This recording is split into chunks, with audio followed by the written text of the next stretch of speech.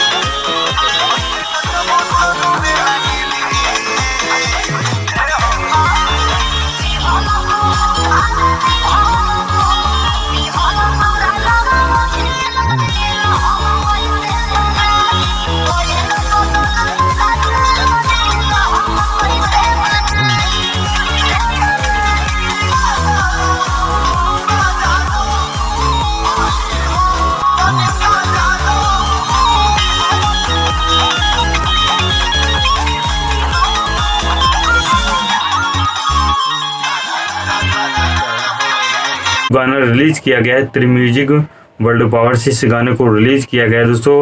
और इसी गाने में जो म्यूजिक शानदार हो गया वो डाले हैं गुलाम आली, जो कि गजब का म्यूजिक डाले हैं भाई। और इसी गाने में जो एक्ट्रेस हीरो हीरोइन ने जो काम किया मनी महाराज और बनू दी ग्रेट, जो कि जानते हैं इन दोनों की जोड़ी सुपर हिट होता है। गाना भी सुपर हिट, यार क्या परफॉर्मेंस दिए देखो तो।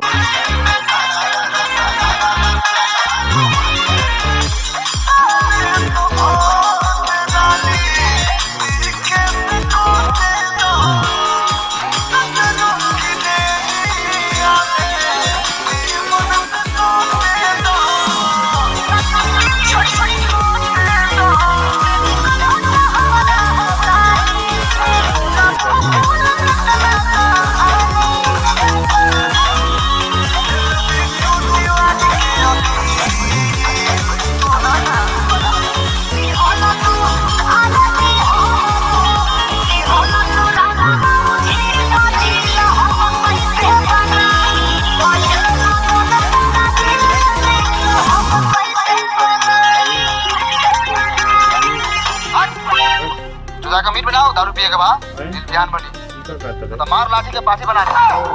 ठीक बा, मीट बना के मीट बना दे। हां दिन पहले वाला का मीट भैया और भैया तो और काती कलो मीट बना के रील बनाई कि रील बना के मीट तू हॉट होने जो दोनों मर्द में हारे मिलके सारा नाता बाहर दे ले तू बांग पीस